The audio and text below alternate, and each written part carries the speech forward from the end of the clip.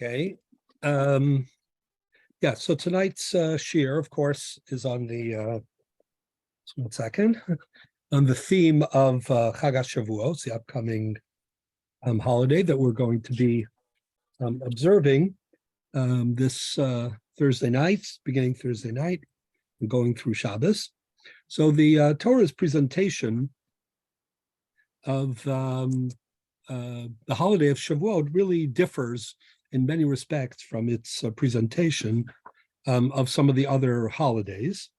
And, that in several respects. If you look at the Parsha in Vayikra, in Parak Chav Gimel, in the Parak Chav Gimel, the Torah delineates all of the Moadim, beginning with, starts with Shabbos, then it goes to Pesach, and of course, after Pesach, it turns its attention to Shavuos. But if you look at the way that the Torah presents Shavuos, there are some enigmatic, one could say, elements in that presentation.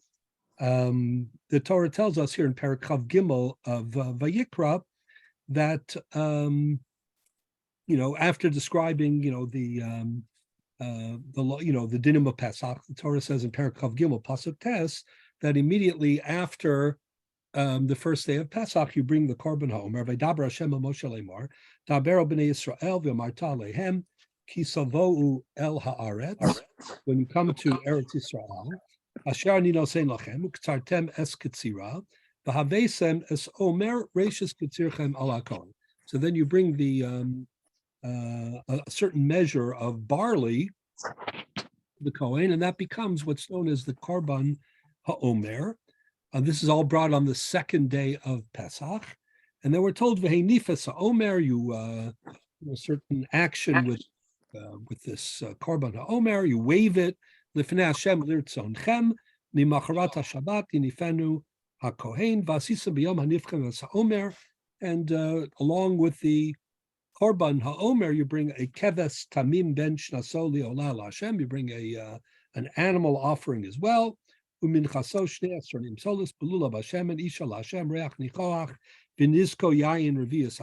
listing the various offerings or korbanos that are brought on the second day of Pesach. You'll see why in a moment. And then we're told the lechem v'koli v'karmel lo tochlu ad etzem hayom hazeh ad aviachem es korban elokechem chukat olam l'dorotechem b'chol moshvotechem. So that ends the description of the korbanot that are brought on the second day of Pesach. Then the Torah launches into the mitzvah of Sfiras HaOmer. We're right now in the, I wouldn't say we're in the middle, we're at the very end of the mitzvah of Sfiras HaOmer, right? Last night we counted 47. So, I don't want to give it away, the big secret, but, we'll be counting, tonight and tomorrow night, will probably be the completion. And the way that the Torah describes Sfiras HaOmer is fascinating. Usfartem lachem mimacharas haShabbos, and you should count for yourselves the night after Shabbat, which the Chazal tell us mean the night after Yom Tov, which means the second night of Pesach is when you begin Sfiras HaOmer. Miyom haviachem es Omer hatnufa, from the day that you bring the korban haomer, sheva shabbosos tamimos tiena. You bring 7, you count 7 weeks, and here the Torah uses the expression that these weeks should be tmimos. They should be complete. Ad mimacharat Shabbat hashviit, until the day after the 7th week.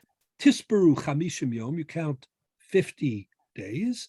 V'hikravtem mincha l'Hashem, then you bring another korban. This one is called a mincha chadasha l'Hashem, a new korban mincha, which means really the first of the meal offerings that is brought from wheat is supposed to be brought on the holiday of Shavuot, which is 7 weeks and a day after Pesach. And that's just called mincha chadasha l'Hashem. It's called the korban shtei alechem.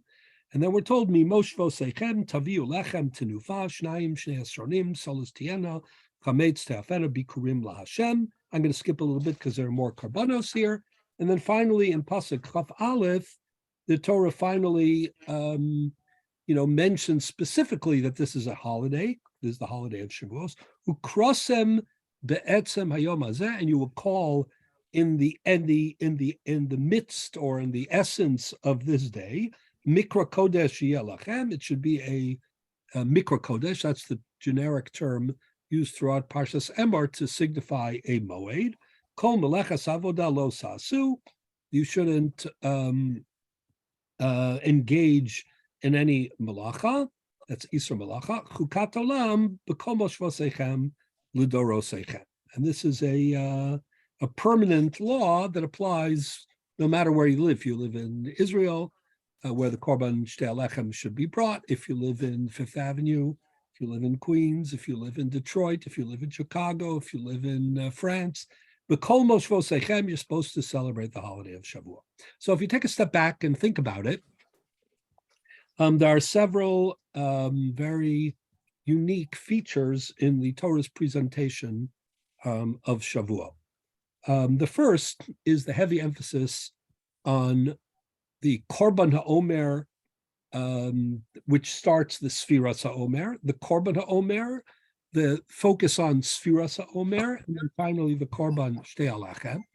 All these are emphasized in great detail in Parshas Emor, and it should be noted that that is surprising. The reason it's surprising is because typically the emphasis of the details of the Korbanos is something that is discussed not in Parshas Emor, but in Sefer Bamidbar, in Parshas Pinchas.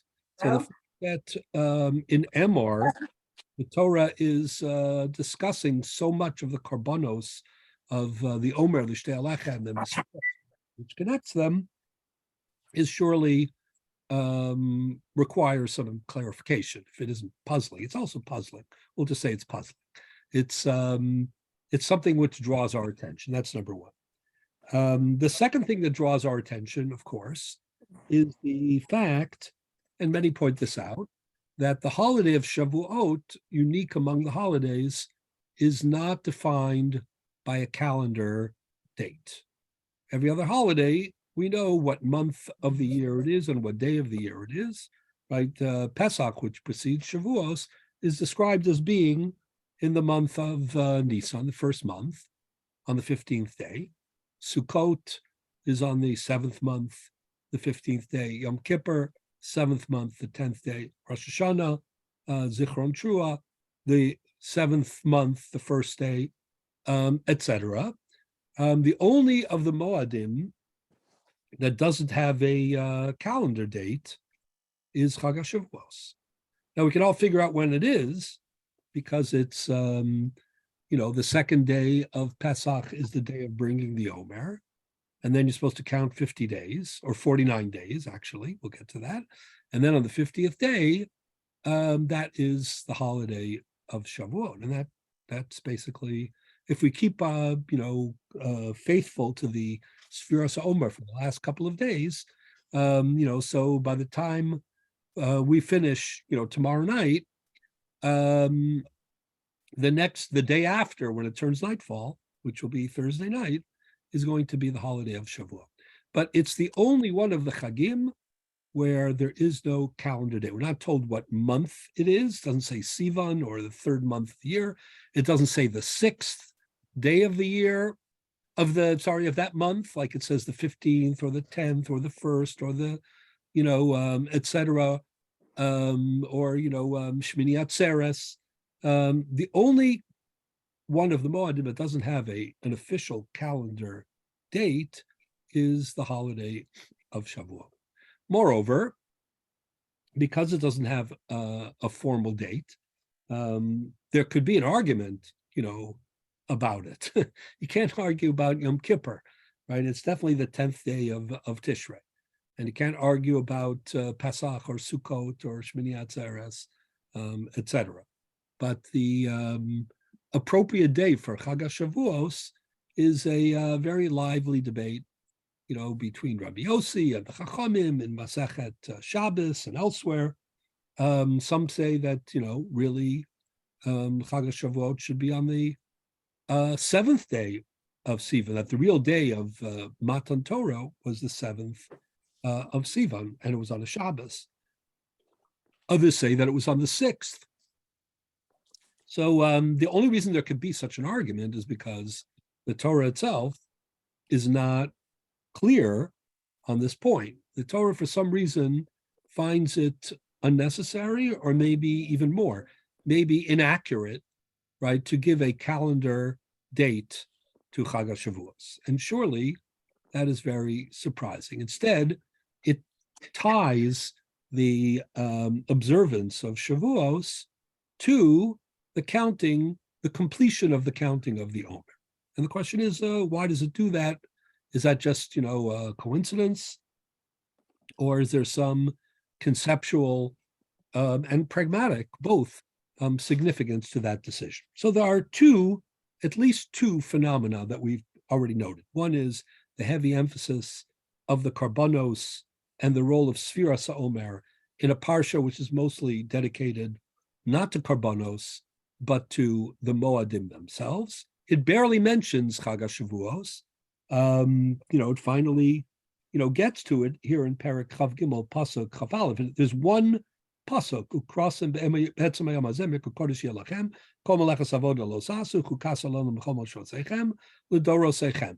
One pasuk is devoted to Chag HaShavuos.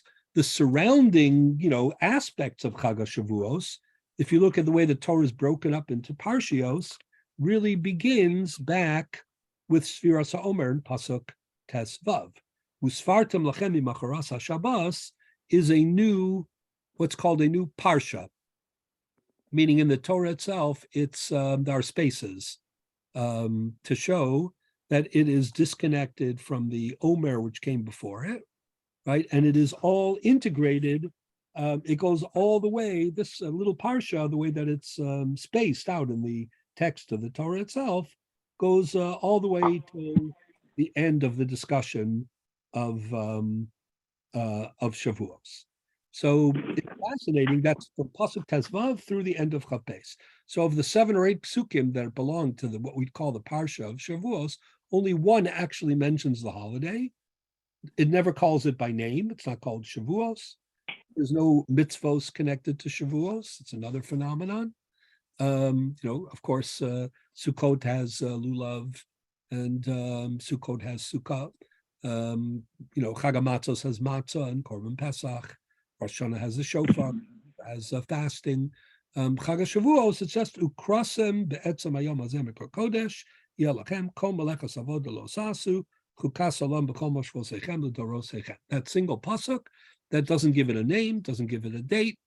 It's all wrapped up in some sort of mystery, why the Torah is so kind of ambiguous about this holiday. Okay, so those are, we'll call it 3 phenomena, right? There are no mitzvos, there's no date, and instead we have a massive discussion about the sphira and about the karbanos. Good. Let's take a step back for a moment, and I want to discuss another phenomenon, and obviously I'm going to try to tie, in the time that we have, these two things together. So the Shulchan Aruch. Rabbi. Yeah. Yeah. So the maybe you're going to talk about it later, but the minhag to learn all night, that's not brought down anywhere. That's just a minhag. It's actually brought down in the Zohar. We will talk about it. Okay, good. Let's leave it for a little bit later on, but we're absolutely going to talk about it. And if I don't, you will remind me that I said we would talk about it. But we're going to start off talking about a different minhag. But it's mentioned in the Zohar, and it's also discussed by the Magen Avraham. It's not discussed in the Rambam. It's not in the Mishnah or the Gemara or anything like that. So it is just a minhag. I think it's a very nice minhag, and we will discuss it a little bit going forward. Okay, before we get to that, let's discuss another minhag. So the Shulchan Aruch discusses the laws of Shavuos in Siman Taf Tzadi Daled. Taf Tzadi Gimel, or through Taf Tzadi Gimel, is Hilchos Pesach. As you can imagine, there are a lot of halachos connected to Hilchos Pesach. And then you have only one siman in the entire Shulchan Aruch that discusses the holiday of Shavuot. That is siman Taf Tzadi Dalet. In the Rambam also, there's barely any mention of Chag HaShavuos because there aren't any mitzvos on Shavuos. So it's a very kind of mysterious Chag. The Torah never says the date, as we discussed. The Torah never mentions that there are any mitzvos because there aren't. The Torah never even calls it Yom Matan Torah Seinu, right? That's all part of the Torah Shebal Peh. That's all part of our Masorah. We say that in Birchas Hamazon, we say it in Tefillah, but the phrase Yom Matan Torah Seinu, the explicit connection to Matan Torah, is not something that appears in the Torah itself. It's part of the Masorah. So that's another part of the mystery. The Shulchan Aruch, when it begins to talk about this holiday, very interesting, uses the expression that it really borrows from the Rambam in Hilchos Tmidim Umusafim, and that is Biyom Chamishim L'Sfiras HaOmer Hu Chag HaShavuos. Those are the first words of the Shulchan Aruch. They're really taken from the Torah. The Torah patterns it after the Rambam in Hilchos Tmidim. It seems innocent enough, and it's certainly true, and therefore not controversial. But when you think about it, the formulation is also very striking. On the 50th day of the Sfiras HaOmer, you're supposed to count Sfiras HaOmer 49 days, and you're finished, and then it's Chag HaShavuos. Why would you characterize Chag HaShavuos as the 50th day of the Sfiras HaOmer, right? Probably, it answers a little bit the question before, because the Torah didn't provide a date. So the way that we know that it's Chag HaShavuos is that it's the 50th day after the counting of the Omer. But still, to characterize, the first thing you're going to say about Chag HaShavuos is not it's Matan Zman Matan Torah Seinu, or it's Vav Iyar, but Biyom Chamishim L'Sfiras HaOmer, again, it comes from the Rambam Hilchos Tmidim, Hu Chag HaShavuos. Okay, very strange. Even stranger is the following minhag. So the Magen Avram in Siman Taf Tzadi Dalet says the following: Belil Shavuos ein mekadshim alakos ad tzeis hakochav. Magen Avram says that on the night of Shavuos you don't make kiddush until after tzeis hakochavim.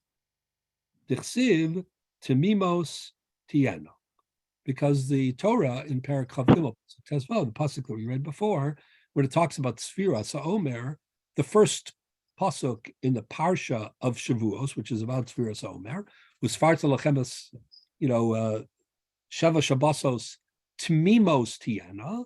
So since it uses the word Tmimos, which means complete or perfect, complete, that they should be complete. So therefore, the Magen Avram says you shouldn't make Kiddush until it's after Tzeis HaKochavim. Okay? But that's every Yom Tov. That's Pesach and Sukkot also, no? We're going to discuss that in just a minute. Very good. So Emek Bracha, the source for this is a sefer called Emek Bracha, not the more famous one, and the Masis Binyamin. This is the source for this. By the way, the very next line, Jacob, in the Magen Avram, which I'll get back to, is Isa Bazoar, right? Shechasidim arishonim hayu neorim kol halayla ve'oskim batorah. Ukvar noach valomdim lasos chen. So that's is there Zohar Hasidish or not? Zohar was Litvish or Hasidish? No, he did it. He when the Zohar is Kabbalah, but it's a medieval work. There was the word Hasidim Arishonim here doesn't mean the Hasidim, of 18th century of Williamsburg, Europe, or 18th century Europe either. Because the Magen Avram was written in the 17th century. He means the pious, the pious people of old. Got it.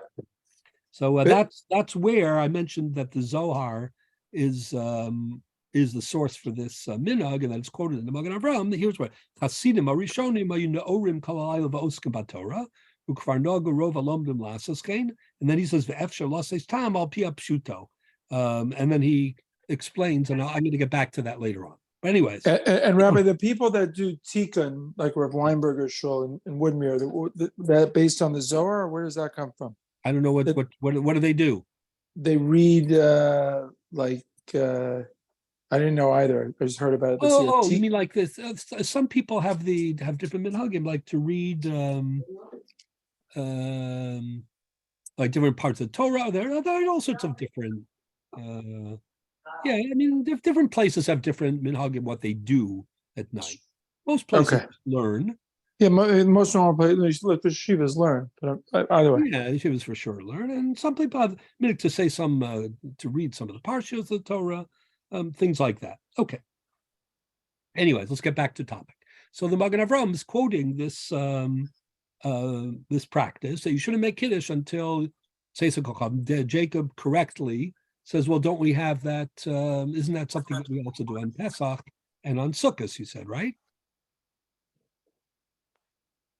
Correct? Yes. Okay, so thank you.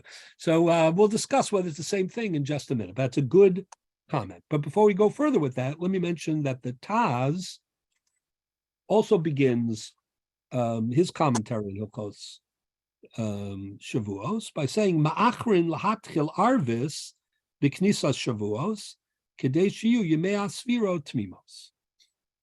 The Taz quotes a similar phenomenon, but not only with regard to Kiddush, but with regard to Tefillah as well.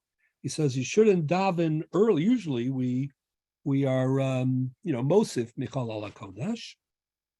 We add, we daven Shabbos a little early, Yontif a little bit early. It's a way of Tosefes Kedusha, of expressing our, enthusiasm and many other things. And, that's typically, what we do on a Shabbos and a Yom Tov. And the Taz, also based on this principle of Tmimos, says that you should refrain from doing that. You shouldn't daven Mariv until after the Zman, until after Tzeis. You shouldn't be Mosif when it comes to Chag HaShavuos because of this principle of Tmimos. The question is, where does this come from? So let me just add another, insight for the moment. This idea of delaying davening or delaying Kiddush because of Tamimos only appears, as far as I know, the earliest it appears is in these sources, the Mases Binyamin and the Emek Bracha, and then the Magen Avram and the Taz. This is also all, 16th, 17th century. I mean, none of this appears in the Gemara. It doesn't appear in the Rambam. It doesn't appear in the Tur. It doesn't even appear in the Shulchan Aruch itself, right? The Shulchan Aruch and the Ramah say nothing about delaying Kiddush, nothing about delaying Tefillah. The Magen Avram and the Taz were very powerful figures, and they argued a lot. Like the classic arguments in Orach Chaim and Shulchan Aruch are between the Magen Avram and the Taz. If the Magen Avram and the Taz both agreed, with a pretty contemporary, minhag, within the last century of both of their existence, that you should delay either Kiddush or Tefillah or both because of this principle of Tamimos, so that caught people's attention. And Puk Chazima Madavar, I mean, I've never done a survey. I'm guessing that in the Fifth Avenue, so you can correct me if I'm wrong, but I'm guessing that in the Fifth Avenue Synagogue, they wait and daven Mariv only after Tzeis on Shavuos, and that most people have this minhag. I know, and where Yes. I daven, wherever I've davened, To start late? Yes. The Yeah. minute to start late? Yeah. After face. Yes. Again, I don't want to make trouble for the shul. No But, trouble. I'm guessing that that's what they do because that's what they You do. can never make trouble when you tell us the right thing to do. Yeah.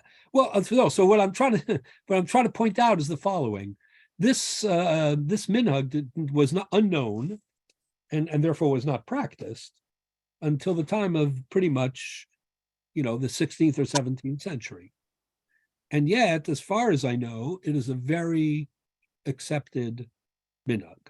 So part of that has to do with the fact that both the Magen Avraham and the Taz, endorsed it.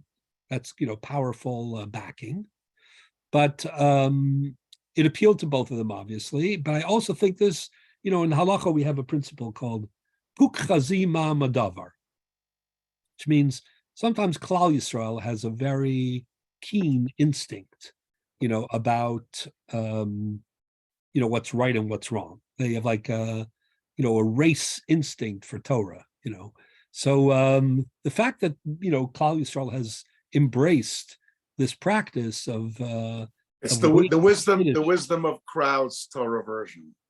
Yeah, exactly. And in this case, it's not driven by popularity or fads or whatever. There was something about this minhag that struck a No, chord. but it's not popularity. It's just pervasiveness. I guess that's what the wisdom. I don't even think it's prevent. I think it was there was something about it that that struck people as being instinctively struck them as being authentic. So what happened in that time in history that seems to have encouraged it? That I don't know. I don't think this is not something that particularly is related to historical developments. I think somebody came up with this idea, based on Tamimos. I'll explain in a minute. And I think people said, "Oh, there's something very authentic, very attractive." He's really like hit the head, hit the nail on the head, with this minhag. So it's a very interesting phenomenon. Now, it's a very interesting phenomenon from many points of view. First of all, as I say, it doesn't appear before, the 16th century, and all of a sudden it became practically universally accepted, I think. Number two, it goes in the face of, the more standard, concept of Mosifin, Michal ala Kodesh, and which we do on Shabbos and Yontif, more typically. So Jacob correctly pointed out that on Pesach and on Sukkot, when it comes to Kiddush at least, we have a parallel. But we don't really have that with regard to Tefillah so much, except maybe on Shmini Atzeres. So if you look actually at the Pri Megadim on the spot, here he discusses this. First of all, he points out that there's controversy about this issue, in all sorts of contexts. For example, you're making Kiddush on Friday night, right? So the Magen Avraham in Siman Reish Ayin Aleph in Arachayim, and this is based on the view of the Rajba in Masechet Brachos, and Daf Chav Zayin Amud Beis. The Gemara says Rav Matzli shel Shabbos be'erev Shabbos. Rav made Kiddush before Shabbos. So the Rajba says it's fine, to make Kiddush, in advance of Shabbos in Tosefes Shabbos, and that's the practice that is also endorsed by the Beis Yosef and then later by the Magen Avraham, etc. It's interesting to note that the Ber Heitev quotes the Sefer HaChinuch in Parshas Yisro as arguing with this, as saying that l'chatchila, at least, preferably you should not make Kiddush, even if you're Makabel Shabbos early, you should be careful to make Kiddush only after the Zman, only after Tzeis. Some of the Nosei Kalim point out, if you look at the Sefer HaChinuch, it doesn't really sound that way at all. It's a stretch that the Sefer HaChinuch says. The Ber Heitev quotes it. But what is true is that the Bach, the father-in-law of the Taz, does say that in his opinion, it's better to wait for Kiddush until after the Zman. But the Beis Yosef, as I say, based on the Rajba, the Magen Avraham, they say it's fine to make Kiddush early. The only issue that they think may be true is that maybe you shouldn't finish your Seudah before Shabbos really begins, because maybe there's some Kpeda that at least some of the Seudah, should be in the real Zman, not just in the added Zman, and that's an issue like in its own right. So if you are Makabel Shabbos early and you do a fast Seudah Shabbos, that can be a question. But by and large, the general consensus is that when it comes to Shabbos, there's no reason you can't, make Kiddush and have Sudas Shabbos and certainly daven early Erev Shabbos. And the same is true with regard to Yomim Tovim, mostly. It's certainly when it comes to Tefillah. When it comes to Pesach and when it comes to Sukkot, there's another issue. And that is that when it comes to Pesach, the Torah says, Ba'erev tochal matzos. And, some of the Balei Tosas understood that means no Tosefes Yom Tov, meaning that Ba'erev, it has to be the actual anniversary, when this took place, in Mitzrayim, and that wasn't, 45 minutes before or half an hour before. It was actually on, the evening of Tesvav itself.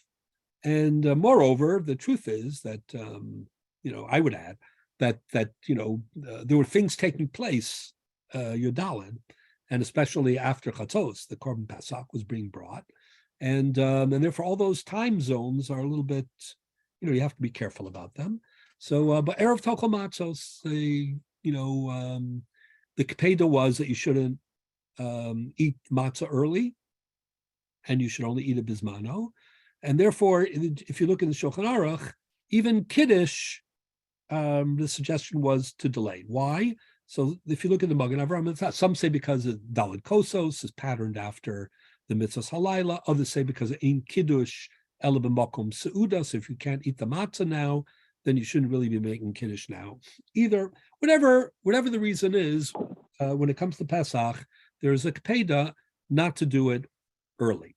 And because of that ended up getting kind of, that ended up, being applied also to Sukkos by many of the Rishonim, because there's a equation, Tesvav.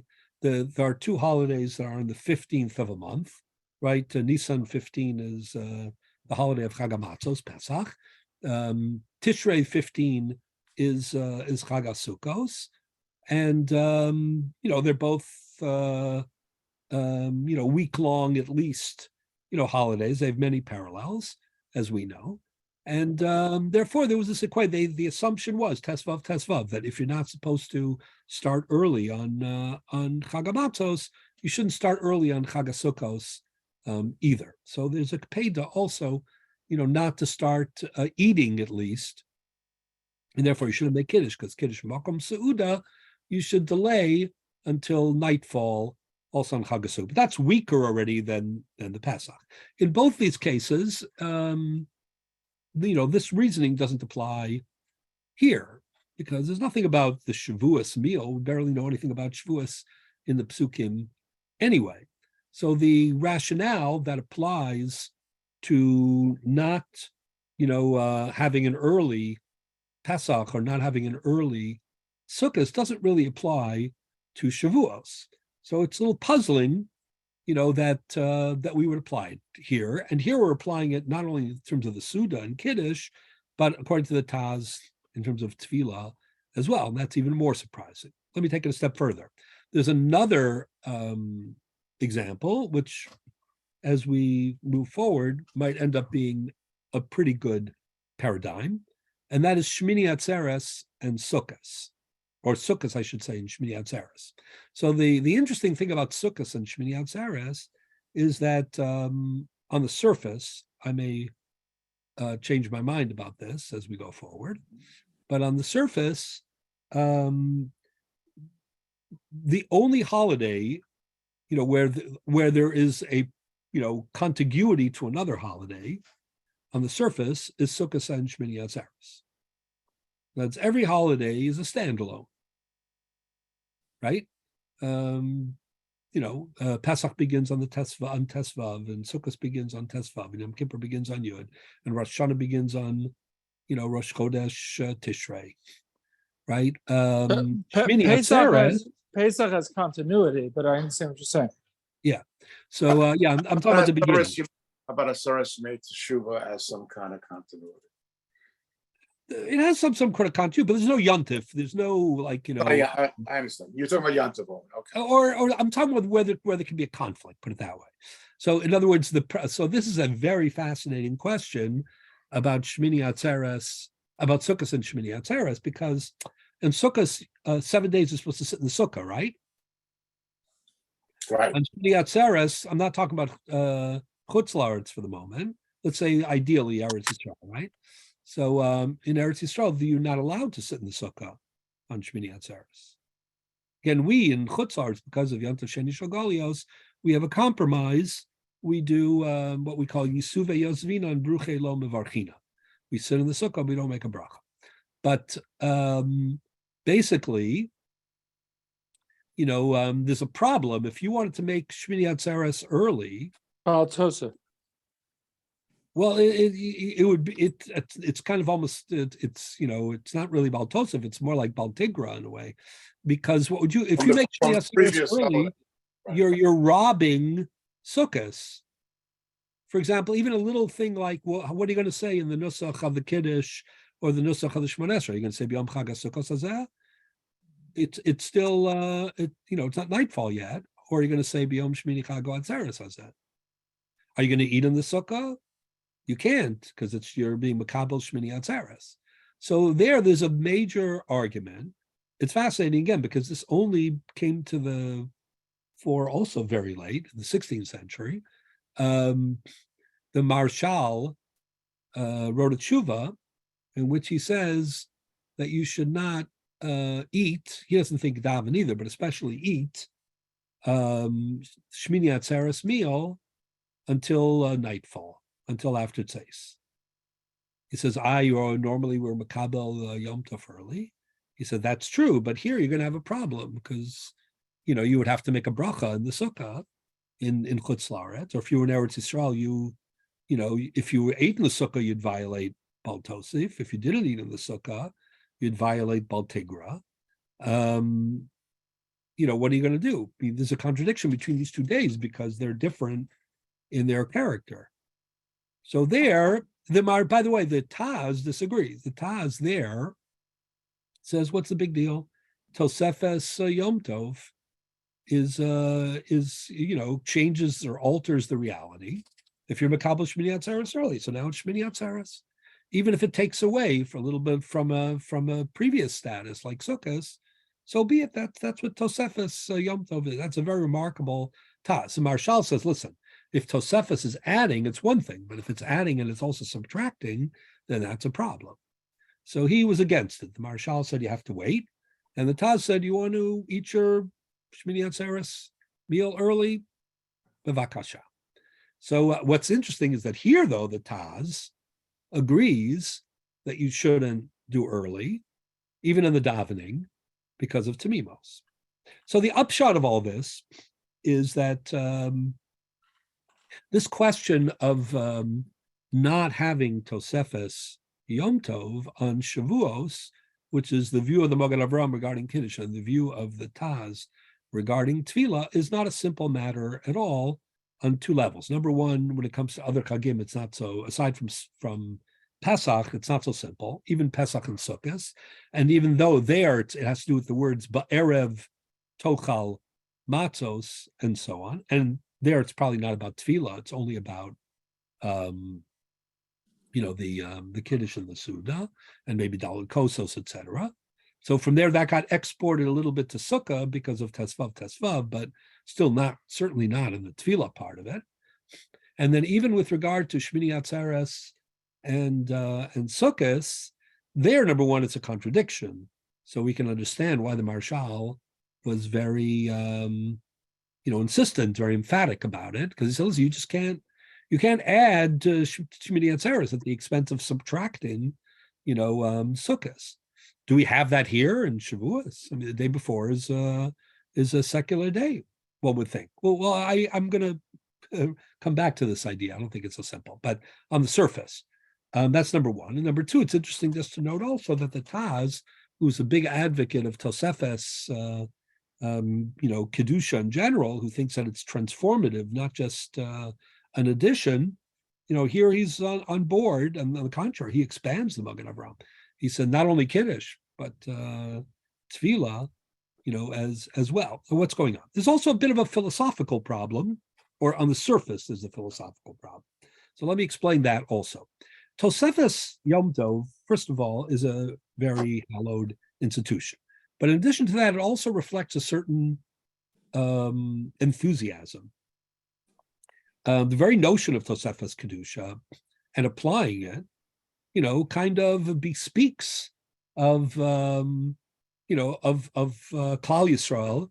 Like, we can't wait, to immerse ourselves, in this Mikra Kodesh kind of environment. We bring it early. We're impatient. Being impatient for a davar shebekdusha, that you don't want to delay, you want to have it more of it, is obviously a very admirable, very positive sentiment. We don't want people to do the minimum. We want, that people should, Ratzon Kadosh Baruch Hu lezakos es Yisrael, lefikach yirba lehem Torah mitzvos. So we want people to be enthusiastic. We want them to want to do more, as long as they do it with integrity and appropriately. That's the key. You can't just do whatever you want, even with a good heart and a sincere, one at that. You have to be very careful. Halakha is a very, a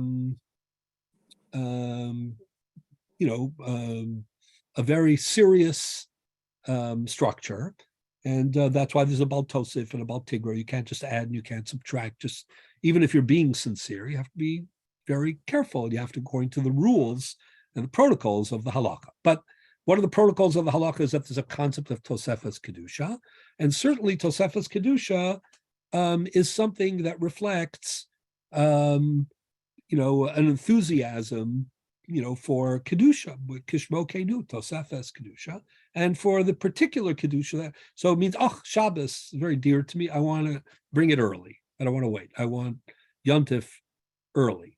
Mosifin, beginning a little bit and the end a little bit.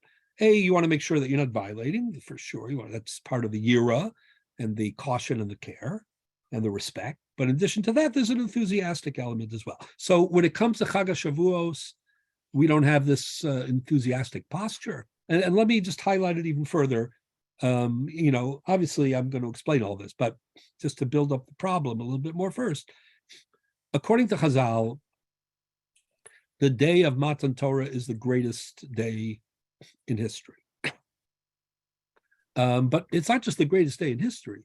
It's the day, for which history, was created. The world was created, right, so that the Torah could be given and that the revelation could take place at Har Sinai. Everybody, who learns Chumash Rashi as a child is familiar with, one of the famous early Rashis in Bereshis. The Torah says, Yom HaShishi, when it starts talking about, Erev Shabbos, Yom HaShishi, Vayikul HaShemayim, etc. So on the word Shishi, the Hey Hayadiah, so Rashi quotes the Medrash. What do you mean the sixth day? That it refers to the sixth day of Sivan, the day of the giving of the Torah. And that the idea is that if not for that day, the world would not have been created.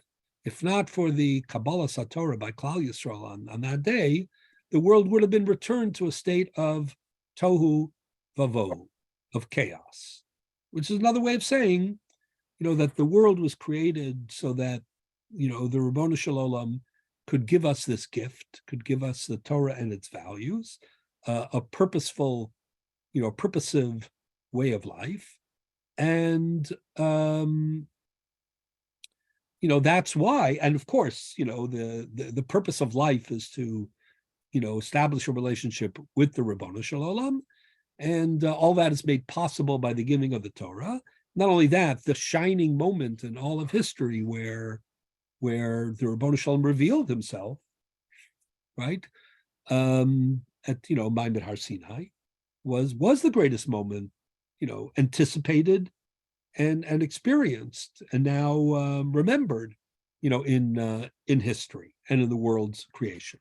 So when you think about all this, like, is there anything to be more enthusiastic, and anticipating about than Ma'amad Har Sinai and Matan Torah? And that's dafka, where we kind of put on the brakes and we say there's no Tosefes Kedusha, right? Not for Kiddush and not for Tefillah when it comes to the holiday of Shavuos. And in a way which defies even other parallels, frankly. So that's very strange. Like, what is that all about? Oh. But I think that the answer lies a little bit in understanding the source. So what is the source? So both the Magen Avraham and the Taz and the people that they're quoting from, the Emek Bracha and the Mases Binyamin, say that the source is the word Tamimos. Usfartim lachem, Sheva Shabbosos, right? Tamimos Tiena. 7 complete weeks. So before I even get to that, I should just mention that there is a little bit of a dispute here. The Netziv, in his commentary on the Torah, one second, quotes this practice of not davening, early on, on the night of Shavuos, and he says that in his opinion it's based on a different pasuk. So, if you look at the parsha, we already noted there are several anomalies in the presentation of Chag Shavuos. Right? There's no date, there's no name, there's no purpose, there's no mitzvos. It's suffused with references to the karbanos, right? All these things. But also, the Torah uses the expression, right, that be'etzem hayom hazeh. This phrase of be'etzem hayom hazeh is very rare, not only in Shavuos, but in this parsha, at least, in Emor, it's only with respect to Shavuos. So the Netziv, in his commentary, Hamikdavar, zeroes in on this phrase, ukurasem be'etzem hayom hazeh. And he says the following, Kvar biarnu, he says, I've explained elsewhere, he says, the etzem, that the word etzem, be'etzem hayom hazeh, I see Rabbi Roth, so welcome Rabbi Roth, bo l'dayek, o yom v'lo laila, o b'mokom she'ef shel farish kein, bo l'dayek, l'ute tosefes. The Netziv, I know actually Rabbi Roth is a big fan of the Netziv, right? Am I right? I often see him looking at the Netziv, so he'll appreciate this. So the Netziv says, whenever we say the words be'etzem hayom hazeh, it comes to teach you one of two things. Either that this particular mitzvah or kedusha applies only during the day and not at night, because it says be'etzem hayom hazeh. He says when it comes to Shavuos, you can't say that, because it's the nighttime is also b'malacha, and you have to make kiddush. The nighttime also has kedusha, just like the daytime. So he says there's another possibility, and that is that the word be'etzem hayom hazeh is lim'ute tosefes. That even though generally we're mosifim, we start Shabbos early, we start Yontif early, you can make kiddush early, you can daven early, etc. Everything we've been discussing until now. But if the Torah says be'etzem hayom hazeh, it means to be precise. It's very targeted. Shavuos only begins on Shavuos. It doesn't begin in advance of Shavuos. As enthusiastic as you may be about Kedusha in general, and about the Kedusha specifically of this holiday, Shavuos in particular, it doesn't make a difference. It's only be'etzem hayom hazeh. That is the Netziv. So he says that is the source, a very fascinating Netziv. He says, v'chein b'zeh mikra, in this pasuk, ifshar lefaresh v'lo laila, you can't say be'etzem hayom means yom v'lo laila, sharei chag shel atzeres, kadosh mi be'erev, kol mo'adei Hashem. Ela bala lamdenu shelo lasos mikra kodesh, ela balayla v'lo mibod yom. Not earlier, starting earlier. Umikan noagu Yisrael, shelo lehispalel ba'atzeres mibod yom. And from here came the minhag that you should not daven early on the Yom Tov of Shavuos. And then he adds, v'lo kamosha kasav Magen Avraham, hatam mishum tasiv tamimos, Dimkain b'chol laila should be Pesach la'atzeres nami. So this is a very interesting question. He says if the Magen Avraham and the Taz were right, that the reason that there's no Tosefes Kedusha is because of the phrase Tamimos, and then what would that mean? Tamimos would mean that every single, this is the Nitziv's argument, every single day of the period of Sfiras HaOmer, these 49 days, that you can never daven Mariv, before the Zman, that they all have to be perfectly. Well, you can't say Sphira earlier than the nightfall, right? Even if you daven Marv early, you can't do Sphira. Well, so that's an interesting question. We'll see in a moment. The Bali Tosis actually say that you could say Sphira, Bein Hashmashos, before Tzeis, if you hold that Sphira Bisman Hazeh is D'Rabbanan, based on the principle of Sveika D'Rabbanan Lakula. I'm going to read that to you. Reality, all the plug people, which I'm sure you know a lot of them, I'm not aware of any of the plug people that do Sphira. No, not plug. No, plug for sure you can't say. You Oh, should, plug. okay. The truth is, Tosis considers the possibility of plug too, but Tosis then rejects that, and they say you should wait till Shkia, but you don't need to wait till Tzeis. Right. That's what. But according to what the Netziv is saying is, if the Magen Avraham and the Taz were right, that Tamimos means that you have to wait until Tzeis, then every night before you count, I'm not going to say tonight's count because it's getting a little late, closer. So let's say before you count number 33, let's say you're going from 32 to 33. Says he says, well, you'd have to wait till nighttime, at least till after Shkia. Whereas Bali Tosis think you could do it at Ben Hashmashos, right? Or even earlier. Maybe you'd have to wait till Tzeis. That's what he's saying. Then it's it. Because Shavas Shabbosos Tmimos Tiena. So if Tmimos means, complete 7 complete weeks every day being complete, then you should have the Kpeda, every single night of Sphira. They said we don't find that.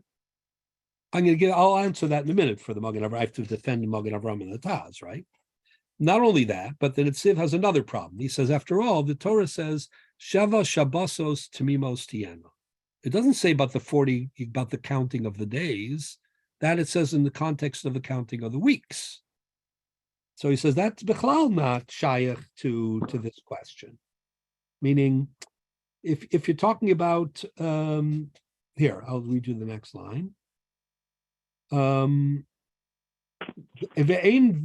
pasuk ela shavua v'lo yomi v'lo liyamim ela ha'ikar hu kamosha kasavnu zeme'etzem hu denir lihachi. So the Netziv says, I like the minhag. Rabbi Ralph, we were discussing before. I assume in the Fifth Avenue Synagogue, they also wait on Shavuos night because of Tamimos, or not?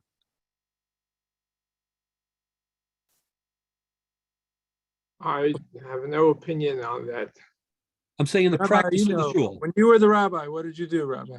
Or do they wait or not? Of course. I think we did, but I'm not actually. I'm not I think most absolutely- shuls do. We do. You see what? I think almost all shuls do. Yes, That's my impression. I was saying, but right. I'm saying it's right. an interesting phenomenon because this That's one of the reasons that the study of Torah on the first night of Shavuos begins rather late.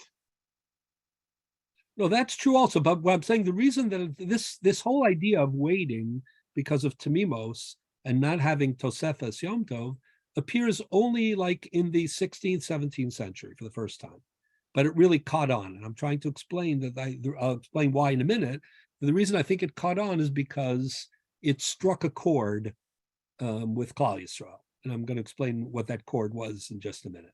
But I think most shuls really are careful about this, not to, because of the Magen Avraham and the Taz. Anyways, so the Netziv says it's not, the Tmimos doesn't make any sense, he says. The reason, but he agrees with the minhag, but not because of Tmimos, but because of Etzem Hayom hazeh. Etzem hayom hazeh means no tosefes, but we're still back to wondering why. I mean, Shavuos is Gilui Shechina and Matan Torah are the most anticipated events and days, not just of the year, but of the history of the world, according to Chazal, Yom HaShishi. So why wouldn't there be anticipation? Why wouldn't you want to begin early? It's very strange. Okay. In order to explain this, I'm going to go back a little I don't bit. understand that logic. Let's say you anticipate Rosh Hashanah, Yom Kippur. Maybe you should start doing Kippur. I mean, Well, Rosh you do Hashanah, Yom start. Kippur, we You can don't bring Yom start Kippur early. early. Yeah, but We we do don't bring start Yom the Kippur holiday early. early. What? We don't start Rosh Hashanah, Yom Kippur early. Sure, we do. Oh, we A do. little We bit. start. We're Mosif Michal al Kodesh on. We're Mosif on Rosh Hashanah and Yom Kippur. On Yom Kippur, actually, might even the Rambam, who and the Rif, who think that Tosefes, Shabbos and Yom Tov generally may not be required or might only be D'Rabbanan, but when it comes to the makor of Tosefes Kedusha, actually is Yom Kippur. Although the Rambam only applies it to V'nisam Esnav Shosechem, others think that he meant it also for Isra Malacha. But the Gemara actually applies it to Isra Malacha and to V'nisam Esnav Shosechem. The makor for Tosefes Kedusha actually is Yom Kippur. I'm not saying it's hours and hours, but it's that we daven a little earlier for sure, and Rosh Hashanah typically as well. As I say, Pesach has its other issue, and Sukkot, the eating has its other issue, and Shmini Atzeres and Sukkot, you have the discussion of the Marshal and the Taz, but mostly, and every Shabbos, of course, we have a minhag to be Mosif.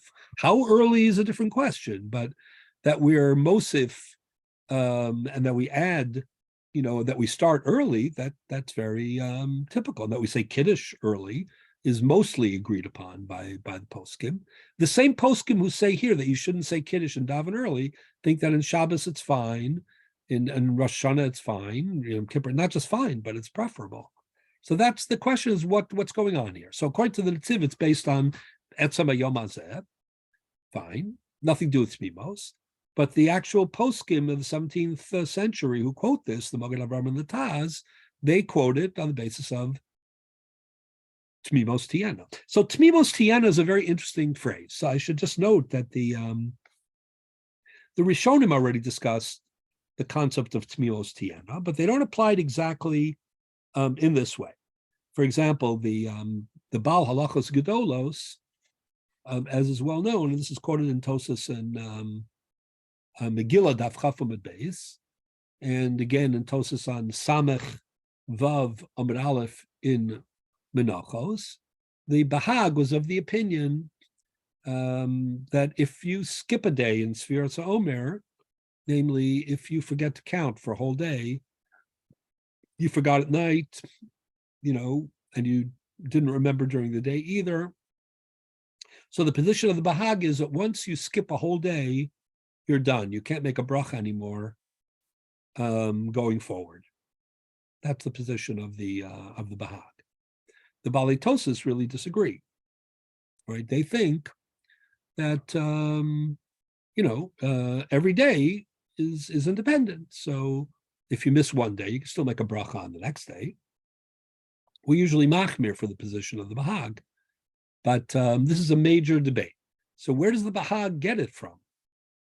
How does he know that if in the 49 days you skip a single date, that's you're finished. You can't recover with a bracha. Well, that's a machlokas, right? Yes, I just said that. It's a machlokas between the Bahag and the Balei Tosas. But the Bahag says the reason is because the Torah uses the expression Tmimos Tiana. It's got to be Tmimos. Since it has to be Sheva, Shabbosos, Tmimos, Tiana, so if you miss a day, it's not Tmimos anymore. And therefore, you can't make a bracha going forward. The Balei Tosas say, no, that's Tmimos doesn't mean that. Doesn't mean that, it's all one. I think what the Balei Tosas understood was that the Bahag was saying that even though there are 49 countings, it's all one mitzvah, and it's one, integrated whole. And therefore, if you miss one of the components, it's you messed up the whole mitzvah because it's one mitzvah. If it were 49 different countings, right? So you missed one, that doesn't mean you missed the rest. Rav Soloveitchik used to point out, he had a little bit of a different read on the Bahag. Others say this as well, but he said it very pointedly. He thought that the Bahag didn't really think that it was one mitzvah or one integrated count the whole day. He thought that the idea was that you can't skip the count. In other words, in order to keep up the count, right, you can't miss a day, because if you miss a day, let's say you're doing 1, 2, 3, 4, 5 successfully, and then you miss, 6. So there's no way to get 6. You don't have a perfect count, basically. So the problem isn't, that the 49 are 1, and therefore any mistake within the 49 is a mistake in the whole thing. The problem is the retzef, the mathematical, the continuity. Once you break up the continuity, there's no way to get it back, which is how we used to explain. That's why, if you count during the day, even without a bracha, it's fine, because at least you haven't lost the count. Counting, like there's a certain integrity to counting. Counting requires, contiguity, I guess you would call it, and continuity. So, But is it 49? What is that the difference with a distinction? yes. So what he was saying was, it isn't for them. I mean, there will be other issues, but what he's saying, for example, he's saying what kind of, he was troubled according to the Bahag. It's one mitzvah, but you get 49 different brachos. It was really one mitzvah. You should make a bracha on the first day, and that should be it. Oh, I understood what you said. Okay. Right. So why do you make a bracha every single day? Unless you say, according to the Bahag, this was his reasoning, that the bracha is not for the kiyuma mitzvah, it's for the maisa mitzvah. And maybe the maisa, there are 49 maisa mitzvahs, even though it's one kiyuma mitzvah. And then that you start, getting into that whole discussion. Does the bracha go on the actions of the mitzvah or on the, bigger fulfillment, of the holistic whole? But according to his own analysis of the Bahag, what he was saying was, I don't think the Bahag means that. He was saying Bahag thinks every single day is a separate count. That's why you make a separate bracha, and it's a separate kiyum. But if you skip one, you can't say 14 if you haven't said. You can't say 14 after 12, because it's a process of counting. So if there's no 13, there's no 14. So you mess up the count. That's the problem. That's why he used to explain that some people who said that if you miss a day, you should say something like today is the 14th day, and yesterday was the 13th or something like that. So that would be like a way, at least, of attaching yourself to your. I'm going a little far afield. The bigger point is that the Bahag extended the concept, whether the tmimos of the Bahag is like the Balitosis understood, which is that it's all one whole mitzvah, or it's like Rav Soloveitchik understood and others, which is it's that tmimos, it's got to be tmimos. There has to be, it has to be a complete count. You can't lose, the contiguity of it, because when you do that, you lose the count. You can't say 1, 2, 3, 4, 5, 7. You just can't do that without 6. So if you skip 6, it's not that skipping 6 is, we've skipped 149th, but that's, that torpedoes the whole thing.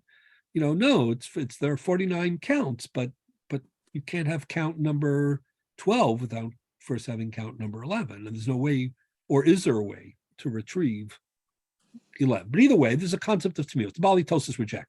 On the other hand, the Balitosis did agree that the reason that we count at night with the bracha and not during the day, this is a question. Balitosis felt also that, the only way you make a bracha is at night.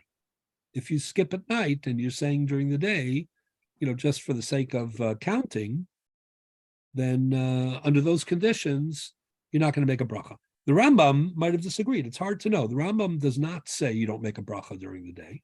He says that, you should count at night. And if you don't count at night, you count during the day, maybe with a bracha. But either way, the preference of counting at night, according to Rashi in his Perush al Torah, is based on Tmimos. And Tosas on Samach Hamad Beis and Masachet Menachos repeats this as well. Tosfos, it doesn't quote Rashi. He just says the reason that we start counting at night is for the reason of is Tmimos. Sheva Shabbosos Tmimos Tiyana. Okay. So the idea, what I'm trying to trace a little bit, is this notion of Tmimos and its expansion. So let me just make a comment about it. The phrase Tmimos is not such a common phrase. It's not, absolutely extinct either. I mean, this is not the only time they use it. I mean, for example, we speak about paraduma. It should be aduma, Tamima. But it's rare. I mean, we talk about tamim. The word tmima or tmimos doesn't appear very often. Is what I'm trying. Torah Hashem tmima, interestingly enough, in Tehillim, but in the Torah itself, to call something tmimos is rare. So what is it? So the Bahag thought it meant either, whole, integrated, one big, connected mitzvah, right? Or it means, the integrity of the count. It's got to be, consistent. Retzef, it has to be one after the other. And the Bali Tosa disagreed. But the Bali Tosa themselves thought that we start counting at night because we want it to be at the beginning of each day, so it can be Tamimos. I mean, there's something about Tamimos, for everybody, each that they're expressing in different ways, that is about expanding somehow this count. And the reason for expanding the count, that should be the beginning of the day, or it should be one, contiguous count, or it should be one integrated count. Now, when you think about it, so let me just mention another thing. So because Jacob asked me before, so let me just quote that. Tosas in Menachos was obviously troubled by the timing. Do you have to wait at night? I mentioned that the Netziv rejects the source of the minhag being Tamimos, because he says, then if that's the case, then every single night of Sfira, you should have to wait till dark. Okay. But if you look at the Bali Tosfos say Sfira Bisman Azez Drabanan. That's their view. And they say that B'di'eved, you could do it even Ben Hashmashos. 1 second, let me find the right Tosfos. Yeah, this is what Tosfos says. This Tosfos in Menachos, Samach Vav Amud Aleph. Tosfos says, Nira de B'safek Chashecha, if you have Ben Hashmashos, which is called Safek Chashecha, we're not sure if it's nighttime or not, Yachol Levarech, you can make the bracha of Sfiras HaOmer.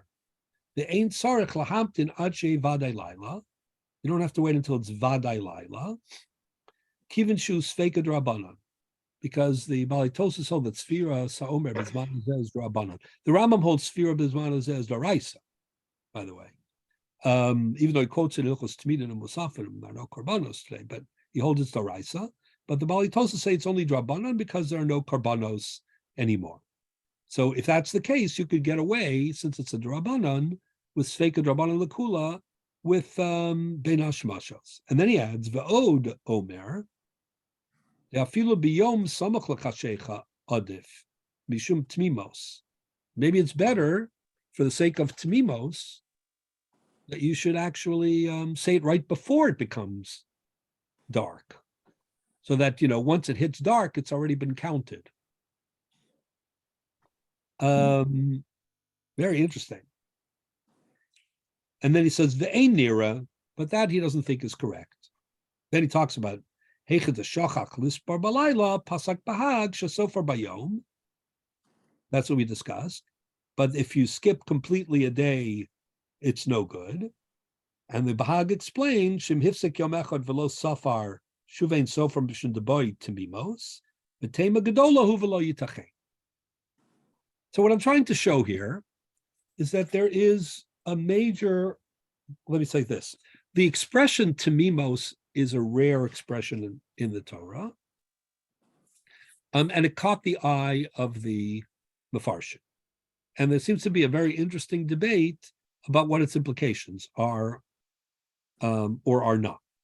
Meaning counting not during the day, but at night, maybe counting even before the night, maybe counting dafka after it's Vadai night, counting contiguously, counting, in a way that you never miss a single day. Tamimos could be any or all of these. And then all of a sudden in the 16th, 17th century, came this new idea, and that is that Tamimos isn't just about what time of the day, each day of Sphira you should be counting, but it's also about ending the count at the very, very end when you transition from Sphira Sa'omer into Shavuos, right? That also should be Tamimos, and therefore you can't jump the gun. And for that reason, there is no Tosefes Kedusha, even though typically on Shabbos and Yom Tov there is, but there won't be Shavuos because of this principle of Tamimos. And then the Netziv says he doesn't think it's right. He thinks the minig is right because of Be'etzem Hayom Hazeh, but he doesn't think it's based on Tamimos at all. By the way, I should add that the Netziv in a tshuva, in a tshuva, the Netziv wrote tshuva is called Meshiv Davar. In Siman Yud Ches, he talks about the following question. He says, what happens if you have a katan who, let's say something like Sfiras Omer, so he's been making, let's say, a bracha based on chinuch, and he becomes a gadol in the middle of Sfira. A lot of the bar mitzvah boys around this time of year, that's their bar mitzvah drasha. So, it's dependent on the Bahag or Balitosis, the whole bit. So the Netziv has a little bit of a different angle. The Netziv says, maybe this is part of a bigger question, whether a person who's obligated midrabanan, can he be motzi, somebody who is obligated min Torah? And that's a big debate among the Rishonim. So then the Netziv says, you know what, but I think I could bring a good proof that a chiyuv d'Rabbanan can fulfill the obligation of a chiyuv d'Oraisa, because every Friday night, if you're makabel Shabbos early, so when you say Kiddush early, according to the Rambam and the Rif, who think that Tosefes is only midrabanan, so you're making a Kiddush that's only midrabanan, but no one says you have to say Kiddush again once it turns nighttime. Apparently, the Kiddush Rabbanan that you made fulfills the mitzvah of Kiddush Toraisa. Says the Netziv, says that's what I used to think. Then, when I came up with this new idea, referring to what he wrote, obviously, in the or what he was going to write in the Hamig Davar, then that is that when the Torah speaks about Shavuos, it says Be'etzem Hayom Hazeh. So the implication is that only on Shavuos there's no din of Tosefes Yom Tov. But every other Chag, where it just says Mikra Kodesh, it doesn't say Be'etzem Hayom Hazeh, you could be Mosif. So then he said, I realized that saying that you can make Kiddush early doesn't really prove that it's only Drabanan and that a Drabanan fulfills the Doraisa. Maybe it's actually in Torah that you can say Kiddush early. Because the Gemara says, Rav Matzli Shal Shabbos, Be'erev Shabbos, Rav, and he made Kiddush. Maybe it just means that Kiddush and Tfilas Shabbos can be said Samuch, even though not on the astronomical. Okay.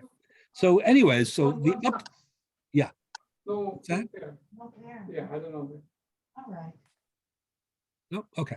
So the upshot of what I'm saying is let's just sum up for a moment, and then I'm going to tell you what I think this is about, so we can end.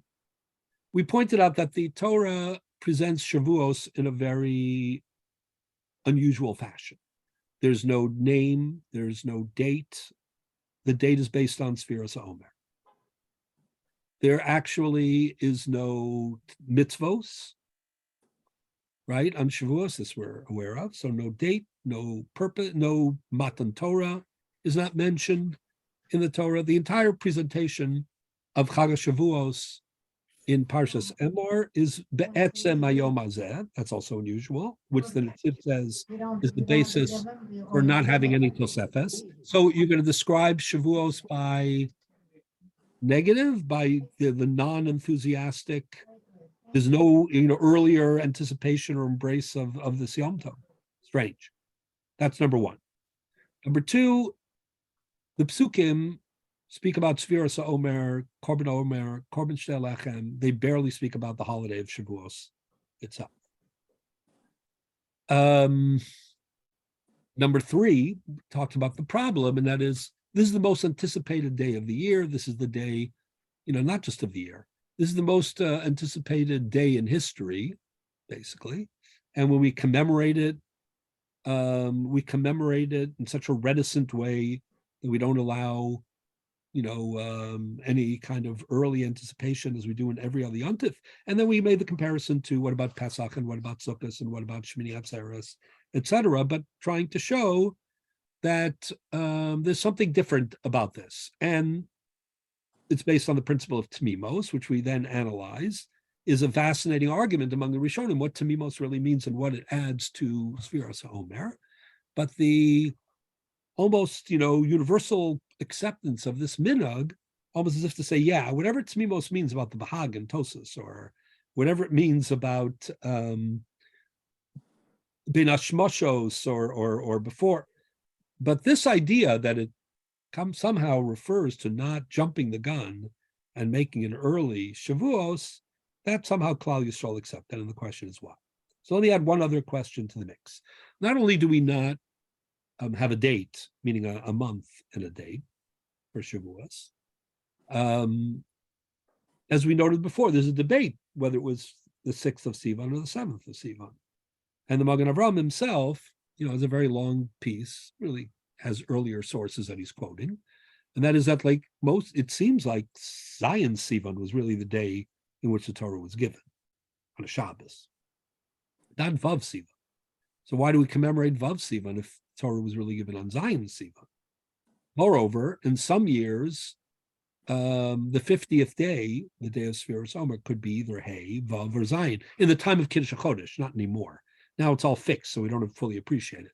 But when they used to be Mekadesh HaChodesh, Al Pi Re'iyah, through astronomically and witnesses, Shavuos could have fallen out on a Hey, Vav, or Zion Sivan.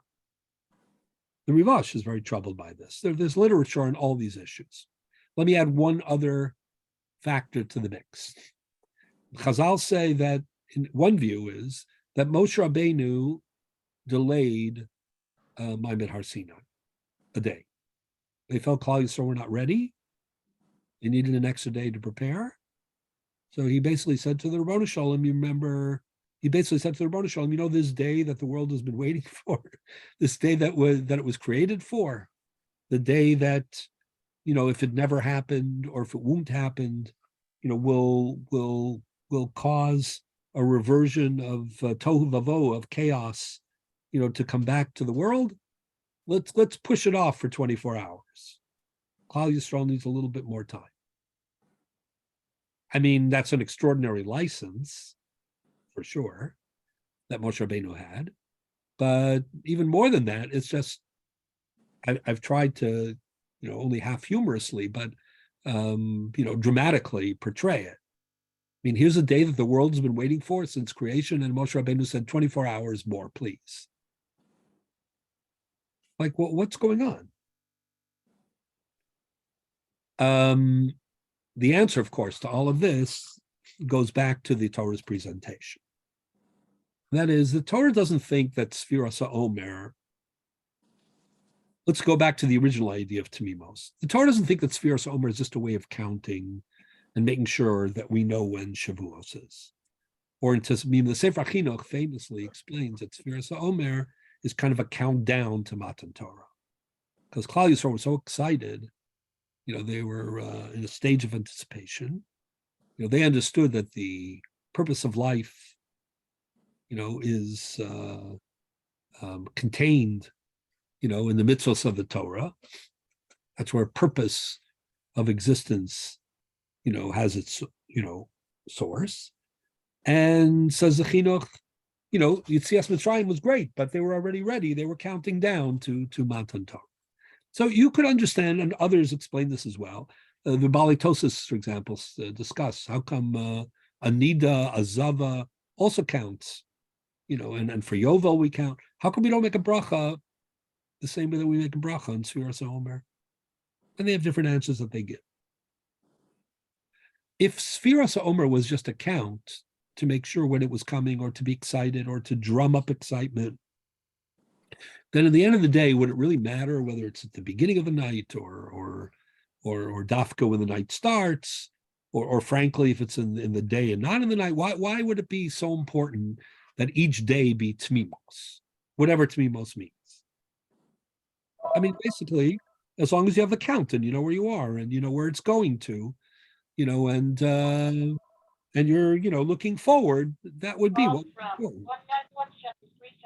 But the fact that we make a bracha on Sfiras HaOmer, and the fact that we insist on whatever tmimos means, for the Bahag it means one thing.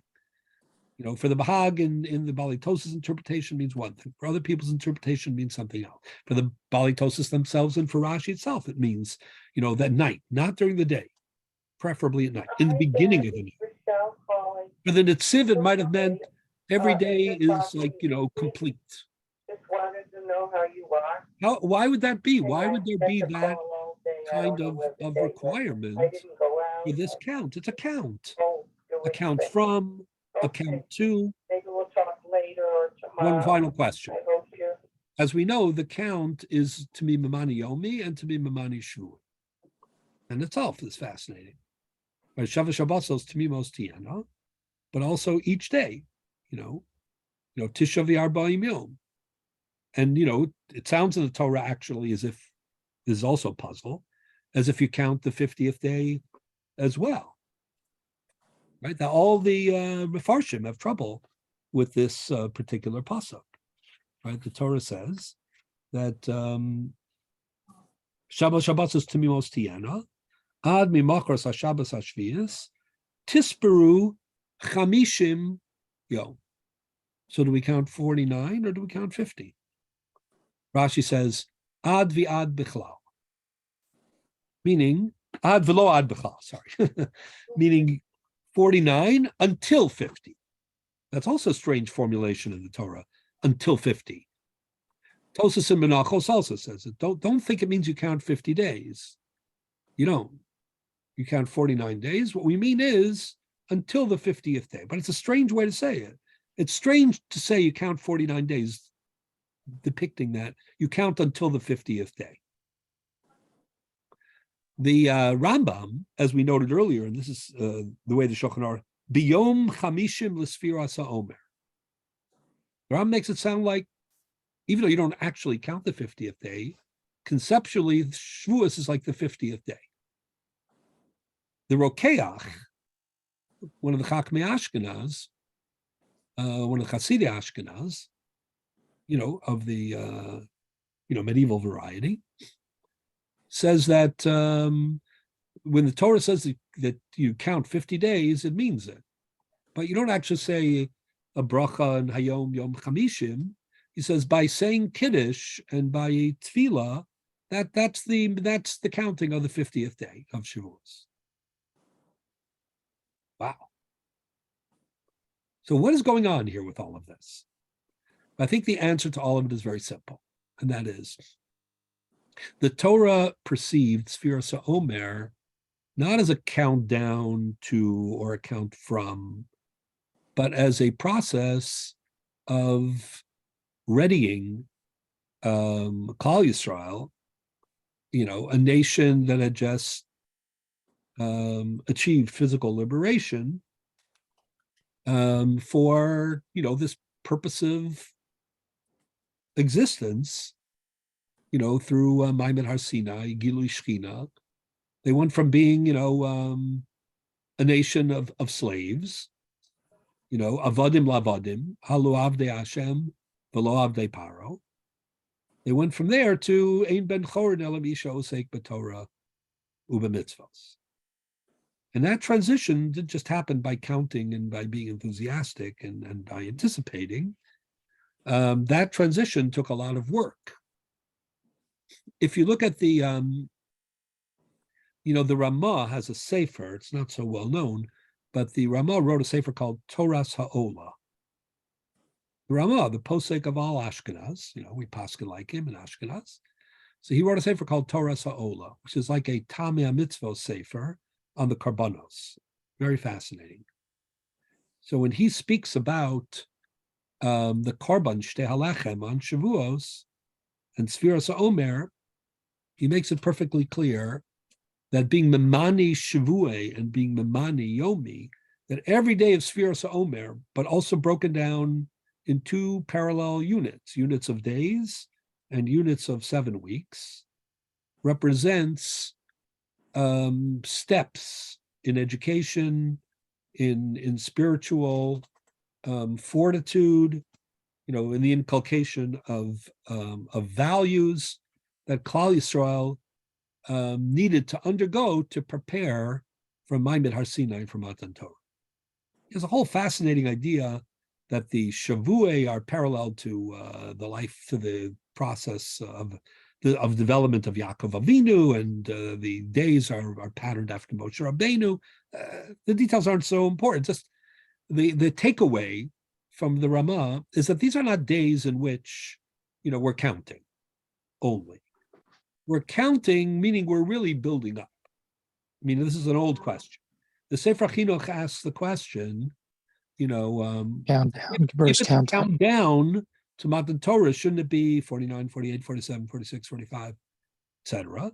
So the Chinuch says, yeah, it is a count to create a countdown to how many days are left for Matan Torah. However, if you begin at 49, it's depressing. Say, oh my goodness, 49 more days, 40 more days, 35 more days. It's better to start, 1, 2, 3, so you don't have to think about too much how many more days there are.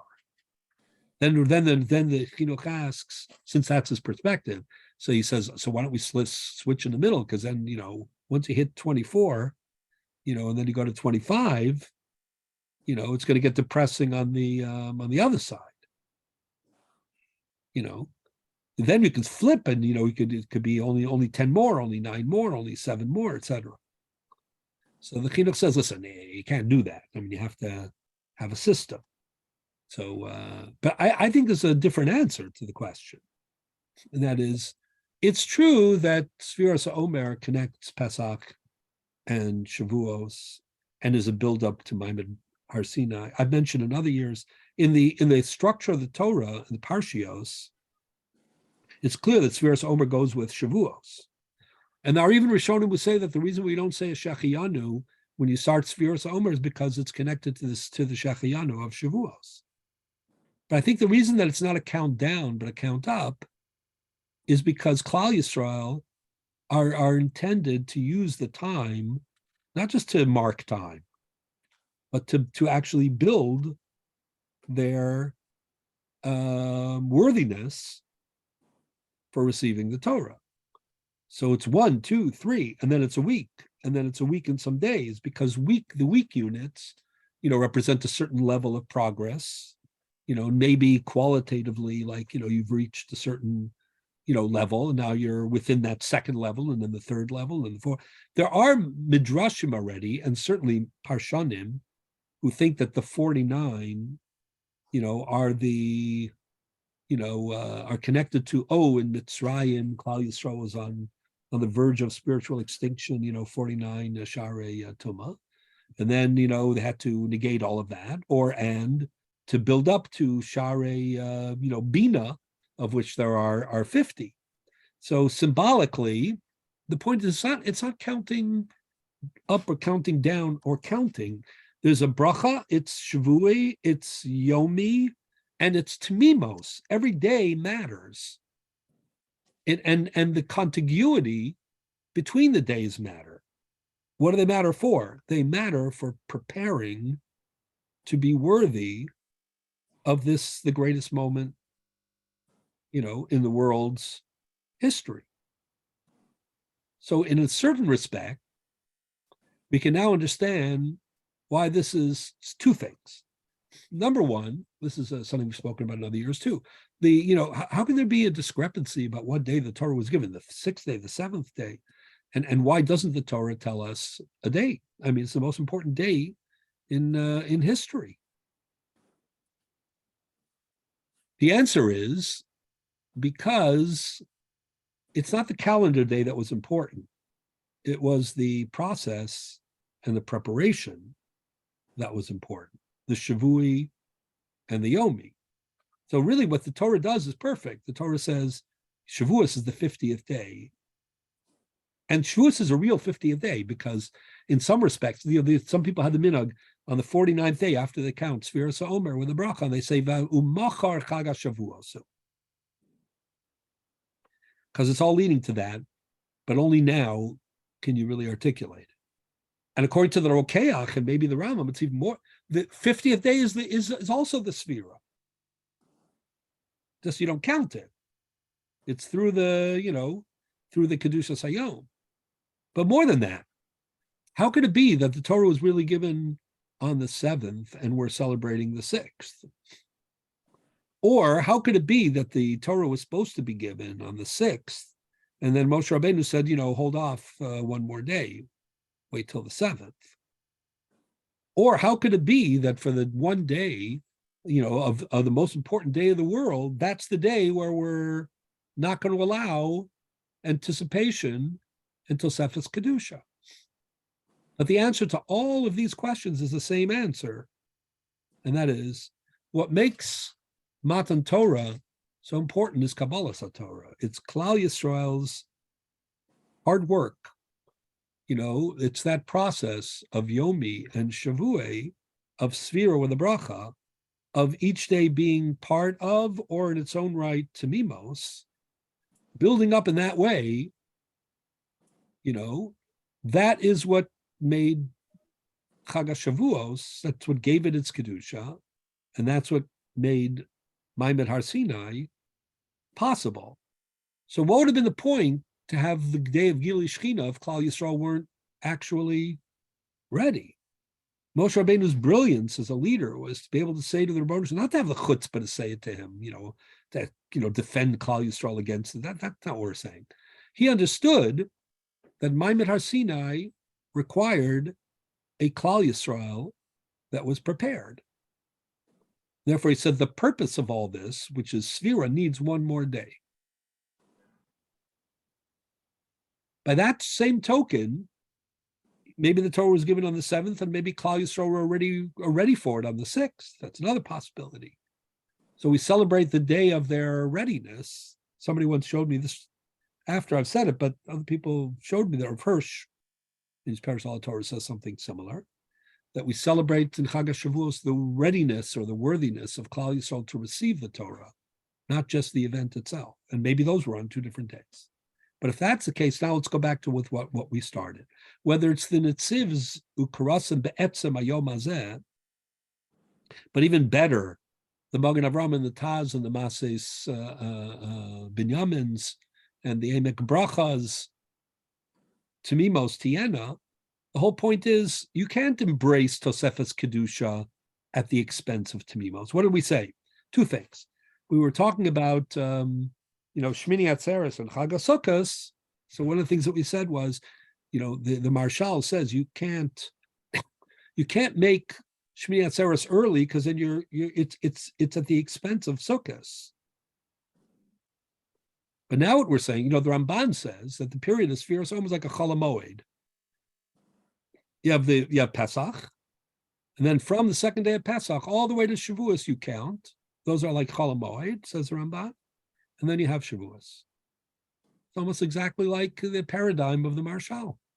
But it's even more than that, because the bigger idea is that the period of Sfiras Omer, which causes or makes possible Chag HaShavuos, is not something you can hurry. If it's not Tmimos, if you were to daven early, you didn't have the full 49 days, if you cut into preparation, then you'd be destroying the purpose of Matan Torah Gilui Shechina and Chag HaShavuos.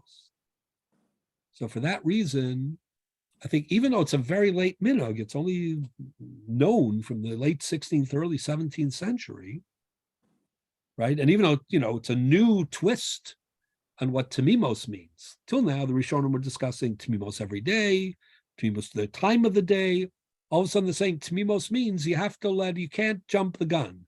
You have to let it run its course. You can't add, even sincerely, because you're excited and you're anticipating, you can't do it. There's a certain integrity to the Sfira period. You have to give it every last minute that it needs. And then Shavuos can be Yom Chamishim, of Sfiras HaOmer. But before that, you'd be it would look like you were enthusiastic and you couldn't wait, but by preempting it, by jumping the gun, by anticipating it, you would be undermining it. So it would be a false enthusiasm. Therefore, the minhag of Tmimos Tiena, of waiting, actually ends up being a huge, proper investment in the Kedusha of this extraordinary day. So I don't know if Jacob's with us or not, but he asked me about staying up all night. I mentioned that the Zohar, quoted also in the Magen Avraham, mentions this minhag. So what does the Zohar actually say? The Zohar says that Klal Yisrael, the night of Gilui Shechina, they fell asleep. They weren't sufficiently vigilant. And they didn't capitalize on the opportunity. I guess maybe they've done such hard work on Sfiras HaOmer. This is my addition.